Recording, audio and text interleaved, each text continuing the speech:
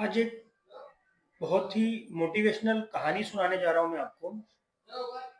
एक बाज का जीवन, ईगल, लगभग 70 से 80 सालों का होता है और उन 70 से 80 सालों में बाज अपनी चोंच से जो शिकार करता है, बाज अपने पंजों में जिस किसी चीजों को दबाता है और बाज अपने पंखों से उड़ता है, ये तीनों चीजें ही उसे हमेशा जीवन भर काम आती है। लेकिन दुर्भाग्य से उसके आधे जीवन होते होते 35 से 40 साल की अवस्था में बाज का पंजा घिस जाता है, बाज की चोंचें घिस जाती हैं, पंजे उसके उसके नाखून निकलने लगते हैं। दूसरा, उसके पेड़ों जो पंख हैं उस पंखों पर भी जो है नमी आ जाती है और पंख भी जो है उखड़ने की स्थिति में हो जाते हैं। तब बाज अपनी इस कठिन परिस्थिति में पहाड़ी के शिखर में जाकर के, जहां पर उसे कोई देखे ना, वहां पर वो अपनी चोंच को पहाड़ की नोक में मारता है, जिससे उसकी चोंच घिसती है, बहुत दर्द होता है, खून निकलता है और फिर से वो नया रूप लेती है।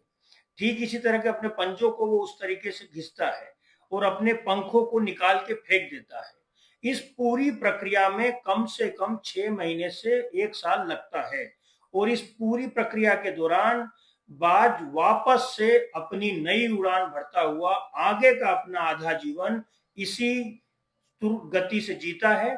तो अपने आप को कंफर्ट जोन से निकाल करके मिडिल अवस्था में हमें संघर्ष करना पड़ता है। जो व्यक्ति अपनी मिडिल अवस्था में संघर्ष नहीं करता है और कंफर्ट जोन से बाहर नहीं निकलता है, उसका आखिरी का समय बड़ा कष्टदायक बीतता है। तो हर मनुष्य को बाज की तरह अपनी मध्य अवस्था में आने के बाद में अपने शरीर को पुनः एक्टिव बनाना बहुत जरूरी है। बाज इसके लिए 6 महीने साल भर लेता है।